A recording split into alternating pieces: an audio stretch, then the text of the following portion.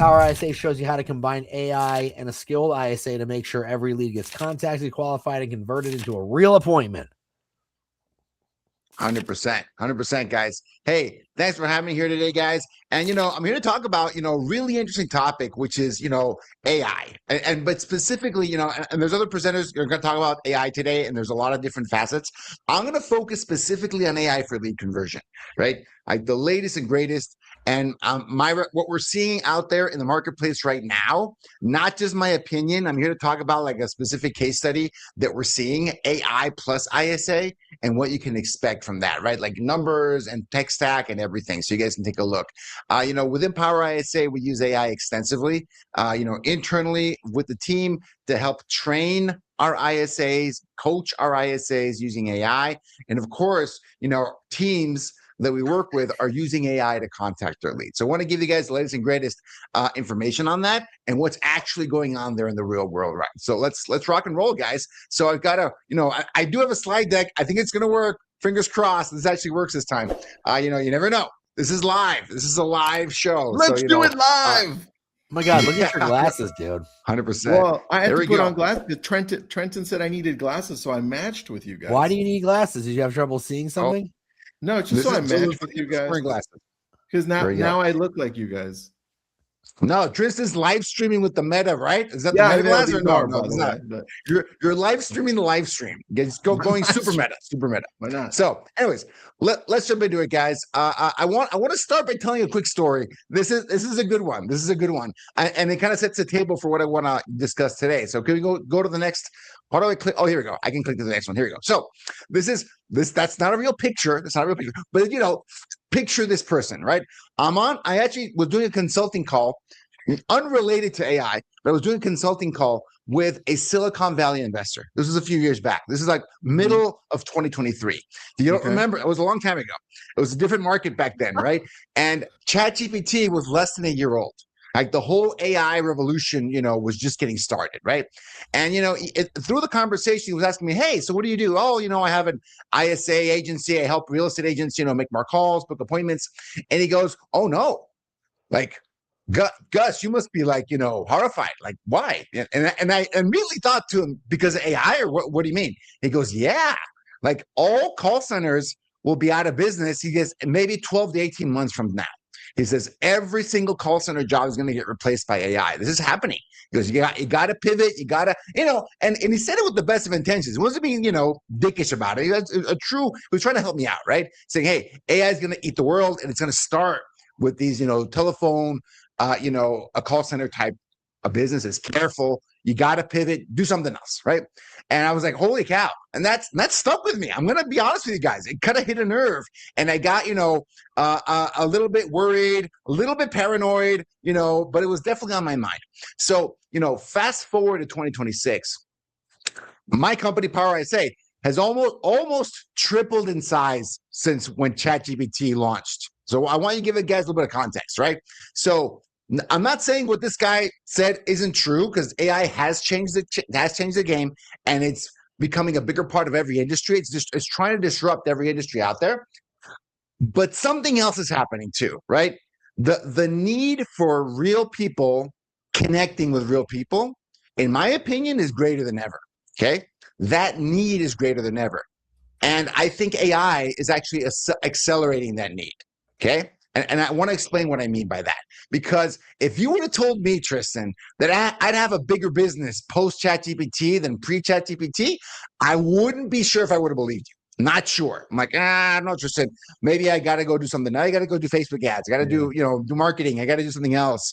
Maybe this lead conversion thing's not going to work out for us. Well, the need is greater than ever. The need is greater than ever. Okay. So why is that? So because this is the challenge of lead conversion in 2026, okay? Agents are still struggling with speed to lead. That should be no surprise to anyone, right? The expectation of the consumer is greater than ever, and we're still sometimes just one agent, maybe a couple agents, having to pick up the phone and respond to them or give them a real reply right away, right? Agents still struggle with consistent follow-up. That hasn't changed. That's the same in 2026. Agents get overwhelmed with CRM management, right? I mean, we got all these tools. These CRM platforms are more powerful than ever. And for a lot of people, they can be as challenging as ever to really get the most out of, right? And it can be overwhelming. Agents still avoid picking up the phone. It's 2026. If anything, this is more true than ever before, right? And internet leads are harder to convert than ever before. Why? Because the amount of leads hasn't really changed, but there's less deals happening in 2026. Be honest about that. If the NAR data is accurate, we're going to sell less homes in this year than last year. And that's not great news, okay?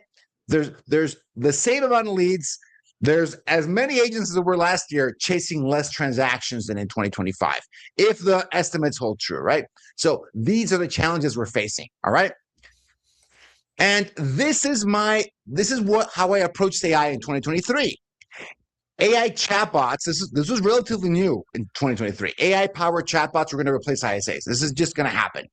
AI voice agents, I thought, were going to replace ISAs. It's just a matter of time. Why wouldn't they, right? They're just getting better and better and better, and this is just going to take over the whole scenario. And guys, this is a real thing. I legitimately thought in 2023 there was a good chance that AI would replace real estate agents. Okay, real talk. I wasn't sure whether that was going to be true or not. That was my thinking in 2023. Fast forward to 2026. Okay, I have updated my opinion on this. All right, we have more information. That should change your opinion. That should change your prediction when you get new information, okay? Some people are immune to that. That's fine. Cool. Good for you. But when I get new information, I tend to change what I'm thinking and what I predict. AI text and AI voice help you build more relationships faster, okay? That's my new thinking in 2026. It's not this replacement theory. Oh, my goodness. How quickly is it going to replace agents or ISAs or this and that? No, that's the wrong way to think about it. That's not actually how this is playing out. Real estate agents and teams that are deploying AI tools at scale are generating more conversations, more connections for their team faster than ever before, okay? Relationships are still being built by real people having real conversations. That has not changed from 2023, okay? That is more true now than ever before. And I think it's only going to get more true as we go forward, right? That is the big change that I've seen in my thinking around this problem. And, like anything, guys, whenever I'm not sure about something, my number one source of truth, my number one source of information isn't the headlines. It isn't, what I see on social media. It's what I see from my own clients. I ask the top teams in the country, how are they deploying AI? What are they seeing? For a second, I thought you were going to say, guys, for a second, when I doubt anything, I typically go to ChatGPT to ask. I thought for a second you were going to say that. Which would have been hilarious, but you didn't do that. Pretty good. So before we jump into that, this is the tech stack I'm going to cover today, right? This webinar is about what are the best tech stacks for real estate. This is the tech stack for AI that we're deploying and that we see being deployed across the industry right now. OpenAI, ChatGPT. Come on, that's the standard. I think everyone, if you're not well versed in ChatGPT, you should get well versed in ChatGPT. It's very, very easy to use. Retail AI. This is an AI voice agent creation platform. It as easy as you can generate prompts and generate custom GPTs and ChatGPT. Retail helps you do the same thing, but for AI agents. Replit, which is a vibe coding platform similar to Lovable. There's a lot of tools to do this. This is the ones that we use. And Auto QA, this is a call quality evaluator. There's a lot of tools that do that as well. There's Maverick. There's what's the other one called? I'm drawing a blank. There's 3 or 4 really, really good ones. This is one that we use internally for call quality. Is that the other one you were thinking of? Shiloh? Which one? Shiloh. Yeah, Shiloh. Shilow's the other one I was thinking about. You nailed it, Tristan. So yeah, this is their categories of tools. These are the ones I want to talk about today because they're getting deployed right now. So I'm going to talk about Alicia and her team. Okay, she runs a pretty large team out of Canada. And she was the first person that I saw with real numbers, real experience deploying AI agents, voice agents alongside human ISAs at scale. Not one, trying it out a little bit. A lot of teams are testing this out, like dipping their toe, trying it here, trying it there. But they were doing it at scale. To give you some idea what she did, 77 agents on her team, 155,000 leads in the database, all of them within Follow Up Boss, 6 human ISAs in the team, okay? 3 AI voice agents. And they measure it. And this actually tracks to what Tyler was talking about with Red X.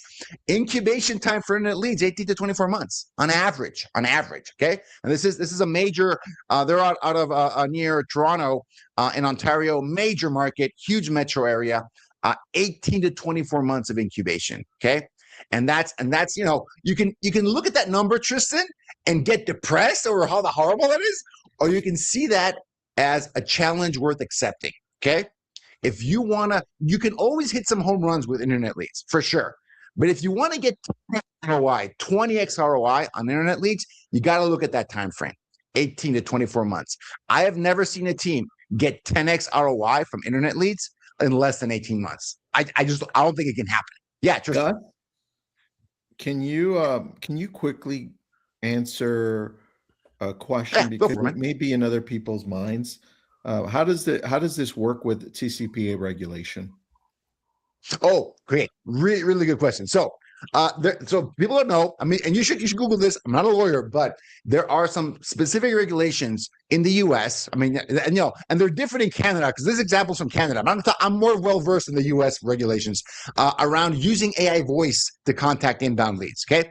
It can only be done for leads that explicitly consent to being called by AI. Okay, explicit consent, which means similar to SMS, Tristan, where you have to check the little box that it's okay for you to text me. You like similar like what you see on Zillow, Realtor.com, a lot of Facebook funnels. There's a little check. That's the level of consent you need to be able to call people with an automated, for purposes of like the FCC in the US and TCPA, AI voice is considered a robocall. And you can argue whether that's accurate or not. That's what the legislation says so far right now. This is 2026, okay?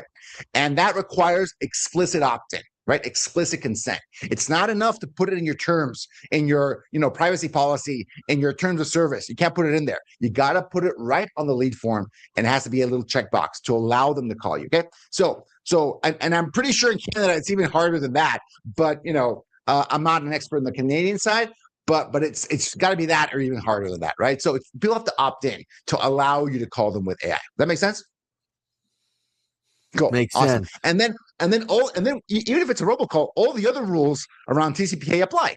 Do not call list, and the use of certain technology. If you like the dropped call rate, all those things apply. So that's why you should use a vendor, a trusted vendor, like a lot of people were talking about today, like Red X, like the different. You should use people that are reputable vendors to make calls, because they're going to comply with federal law. Okay, cool. All righty, good question though, good one. All right.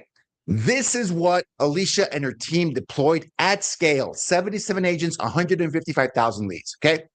AI voice and text agents alongside real human ISAs, okay? What does that mean? Okay, so what was the AI doing? The AI would reach out to leads. I mean, AI would do what it does best, which is run 24/7, 365, right? In a very predictable way. Instant outreach. As soon as the lead comes in, they would get an automated text response, and they would get an automated phone call, okay?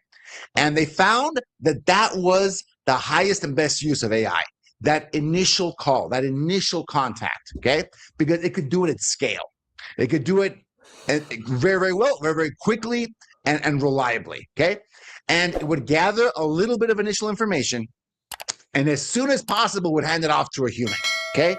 If it was during business hours, it would hand it off to someone on the team. If it was outside, it would try to schedule a call for the next day.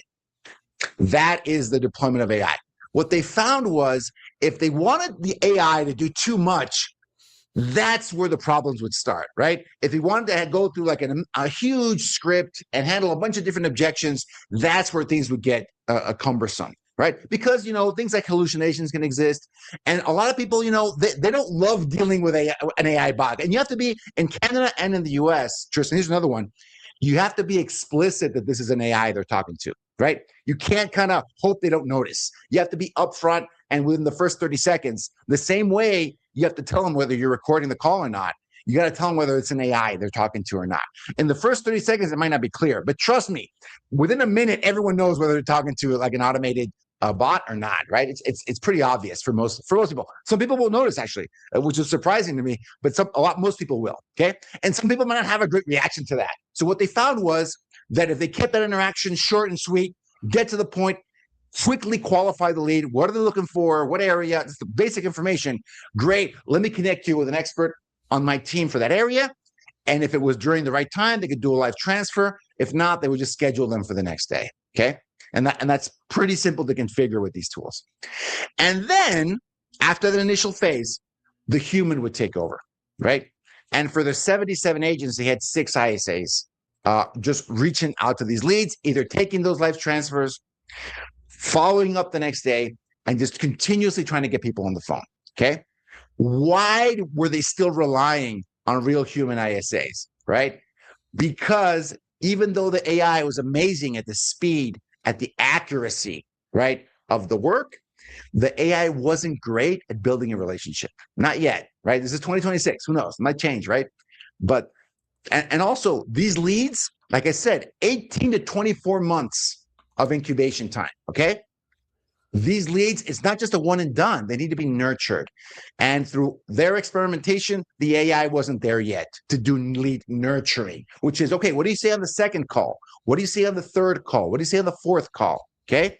Because AI is amazing when you have limited context in this scenario. The first call, Tristan, what do you know about a lead when you give them the first call? I mean, you might know what they were looking at on the website, maybe. That's it. That's all you know. It's You don't more know like anything discovery, about it, right? you know, you don't know very much. Well, I'll tell you what. Discovery I'll tell you scenario. what. You know they're not going to answer the damn phone. That's what. That's what Well, you know, only about 90% of the time they're not going to answer the phone. That's true. 100% accurate, right? So you don't know what you don't know, and AI is on a level playing field in that scenario. Once you know some information, once you've got more context, that's where it gets harder for the AI to do it on their own, which is why, you know, Tristan, guys, you know this. I see this all the time. Oh, my goodness. My AI, platform is setting appointments on autopilot and I can grow my business. That is just not believable for me. When I see, pitches like that, I see them all the time. Marketing agencies trying to do it, other vendors trying to do it. None of them here today, by the way. None of them here today. This is a legit, set of people talking today. But no one's really providing that fully AI automated stack because that's just not realistic. Not in 2026. Human intervention for real estate is still required because it is a heavy lift to get someone to trust you and believe you that you're going to help them with the biggest purchase of their life. That's my take on it. That's why I think that's important.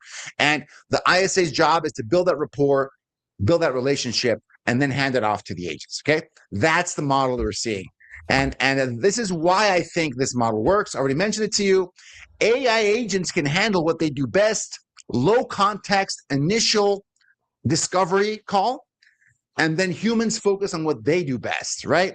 Which is that curiosity, that empathy, the timing, and helping people out before they're even selling, okay? And here's the crazy part, Tristan. It's not that the AI can't learn those scripts, okay? It's not that they can't learn it. They can't enunciate what has to happen. It's that it just doesn't convert the same way, okay? And trust me, they tried on Alicia's team. They wanted to test this technology to the limits. The best model they saw was that handoff model either to an ISA or to an agent. It can be, in this case, they have such a large team, ISAs made a lot of sense. If you don't have ISAs on your team, the AI hands off to you. Yeah, Tristan. God, quick question. If people want to see how this works, do they just reach out to you so they can listen through all the different calls? Or how does that work? 100%. If you want more information, reach out to the team. We can share all the details about, about this case study. 100%. And we've been using Gus since 2017, 18? Around there? 18, okay. 100%. 18. And this last week, so we're trying to grow Y Realty nationally, but our Florida area leaders reached out to Gus, and Stephanie is already using one of your great ISAs for recruiting, which is great. Yes. Right? Agent attraction. That's the name of the game. So definitely we trust Gus. He's awesome. But yeah, if you want details on how this works, just reach out to him. He'll give you all the different recordings you need, and he'll put it all together for you. 100%. Love it. And and what this model proves is that even with all our flaws, because we are flawed in a lot of ways compared to AI, we outperform AI in emotional connection. What do I mean by that? That if when Alicia tested out having the AI try to manage the full process, less people connected with the agent. When the AI handled a limited part of the process and had an ISA in the middle, they were more likely to actually meet with the agent. Okay. They were more likely to actually meet, right? Because it was just a stronger bond, a stronger connection. Okay. And here's the kicker, Tristan. When you have AI handling that repetitive 24/7, 365 initial discovery, your ISAs have to be better than that. Okay. So their ISAs were excellent, right? And really strong humans can outperform AI on emotional connection. Mediocre ISAs were just as good as the AI. I want to emphasize that. AI is as good as about a middle tier mediocre person, right? But if you have a strong ISA, they beat the AI every single time, 10 times out of 10. Okay. And that wasn't true a few years ago. That has changed, from 2023. Okay. So I think that's really important to emphasize, because this made her up her game. Like, their ISAs had to be excellent at human connection, at empathy, at providing value, right? Like local expertise for that area. They had to be really good at that because the AI was handing off to them initially. So really, really important to call that out, right? And this is the kind of the motto, the slogan they came up with after this experiment. They said, hey, AI for scale, humans for relationships. AI for scale, humans for relationships. Okay. The AI was giving them more people to talk to, but it was still up to the team to pick up the phone and make that personal connection. That challenge remains. Okay. That's the same thing. And Tristan, tell me if I'm wrong here, but I don't know any reputable vendor out there, right, that uses AI at scale that doesn't say you still got to pick up the phone and make that connection. I think the AI is great at bringing people to you. There's a nuance to that, I think, because remember, my background's all telemarketing since I was 14 years old, right? So I came into real estate with already years of telemarketing experience. I think the one thing that's missing here, and it benefits us as real estate agents, and it benefits you, Gus, running a human-first organization. I think that scaling is good with AI, but I think the way you use AI to benefit you is to find what I would call those people that are wanting to transact sooner rather than later by using an algorithm. And then making that initial, if you have permission, making that initial text reach out, making that initial possible call. I would still, and I still prefer human connection being the first type of connection over the phone when we have those hand raisers, right? 100%. Now, I know there are other companies out there who are saying, yeah, you can't do that at scale. Look, I'm not going for scale. I'm going for quality. Our business is 100%. Suffering right now from trying to scale everything. Your job is to build relationships on a local level so that you can niche down and grow and people can trust you. As AI gets bigger, we're going to win. We're going to win because we're building relationships. The very first or second slide you had, this is all about relationships. That's all it is. The moment you start trying to leverage that out is the moment you stop actually connecting with people. So this is why I love 100%. That's such a good point, Tristan, because this is a hand-to-hand combat, kind of a business, right? Like, that is where we add the most value, and that is why I feel that the real estate agent has been so central to this process for so long, right? Like, Tristan, this. How many VC-backed startups have tried to displace real estate agents before AI? This is before AI, for the last decade. Okay, it's still happening.